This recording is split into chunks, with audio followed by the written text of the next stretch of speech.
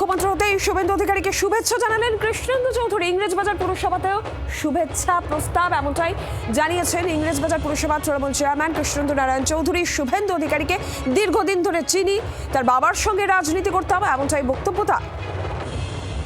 আপনারা জানেন গতকালকেই কৃষ্ণেন্দু নারায়ণ চৌধুরীকে তৃণমূল কংগ্রেসের তরফ থেকে শোকজ করা হয়েছিল।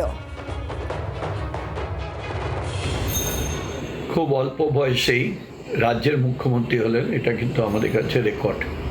তৃণমূল কংগ্রেস থেকে তাকে বহিষ্কার হতে হচ্ছে। দেখুন, ওর বহিষ্কারটা ওর কাছে আশীর্বাদ হয়ে দাঁড়িয়ে গেল। তাকে আন্তরিক ধন্যবাদ জানাচ্ছি। আমি আশা করব তার নেতৃত্বে বাংলার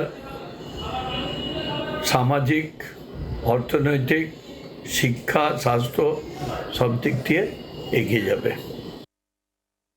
রণজয় সিংহ রয়েছেন আমাদের সঙ্গে টেলিফোন লাইনে। প্রতিনিধি রণজয়, দল বিরোধী মন্তব্যের জন্য শোকজ করা হয়েছিল, আর এবার শুভেচ্ছা শুভেন্দু অধিকারীকে।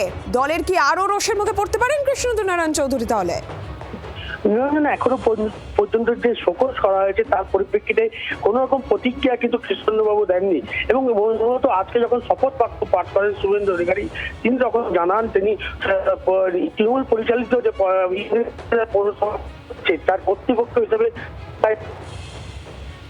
রণজয়, স্পষ্ট হচ্ছে না তোমার কথা।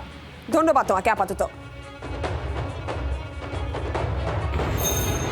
খুব অল্প বয়সেই রাজ্যের মুখ্যমন্ত্রী হলেন, এটা কিন্তু আমাদের কাছে রেকর্ড। তৃণমূল কংগ্রেস থেকে তাকে বহিষ্কার হতে হচ্ছে। দেখুন, ওর বহিষ্কারটা ওর কাছে আশীর্বাদ হয়ে দাঁড়িয়ে গেল। শুভেন্দুর বাবার সঙ্গে আমরা রাজনীতি করতাম আগে, যখন ও চেয়ারম্যান ছিল আমিও চেয়ারম্যান ছিলাম, কিন্তু আমাদের মধ্যে ফ্রেন্ডশিপ একটু নিয়ে আমরা মেলামেশা করতাম। হ্যাঁ, একটা আমরা আজকে বোর্ড অফ কাউন্সিলর্সে মিটিং ছিল, সেখানেই আমরা অভিনন্দন জানিয়েছি। বাংলার আওয়াজ, বাঙালির আবেগ, জি 24 ঘন্টা।